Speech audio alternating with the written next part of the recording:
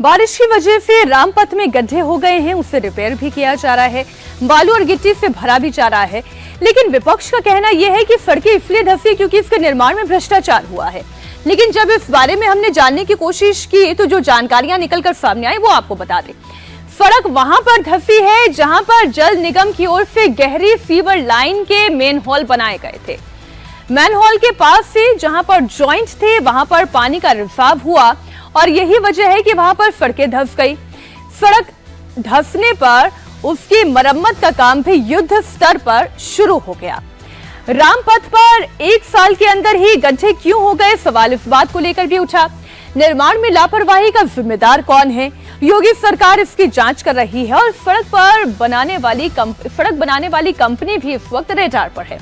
वैसे उत्तर प्रदेश सरकार के नियमों के मुताबिक अगर तय समय के अंदर सड़क को नुकसान होता है तो रोड बनाने वाली कंपनी को ब्लैक लिस्ट कर दिया जाता है। नुकसान की भरपाई उसी कंपनी से ही करने का नियम भी है। रोड बनाने के बाद 5 साल तक इसकी देखरेख की जिम्मेदारी भी उसी कंपनी की है। ऐसे में रामपथ बनाने वाली कंपनी पर क्या एक्शन की तैयारी है, अयोध्या के कमिश्नर ने इस पर भी जानकारी दी। अयोध्या के कमिश्नर गौरव दयाल हमारे साथ है। ये जिस तरह से अयोध्या में जगह जगह पानी भर रहा है, सड़कों पे गड्ढे हो गए, इसकी क्या वजह है? एक 300 मीटर का सेक्शन है रामपथ में, रिकाबगंज के पास, वहीं पर 6-7 गड्ढे लगभग हुए थे। तो वहां पे उसको क्यों हुआ, उसका क्या कारण है, उसको इन्वेस्टिगेट करने के लिए एक टीम बनाई गई है और वो लोग 1-2 दिन में अपनी रिपोर्ट प्रस्तुत करेंगे। इन द मीनवाइल आपने देखा ही कि government has already taken strict action against the relevant engineers.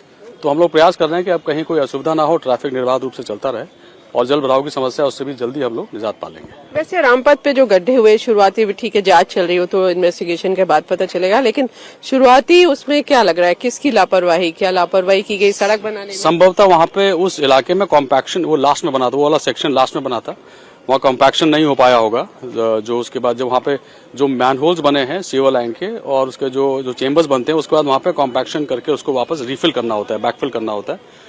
तो ऐसा प्रतीत होता है कि वो कॉम्पैक्शन प्रॉपरली उस सेक्शन में 300 मीटर के सेक्शन में नहीं हो पाया होगा, जिस वजह से वो वहाँ पे वो ग्राउंड वहाँ पे डिप्रेस हुआ है, सिंक किया गया है।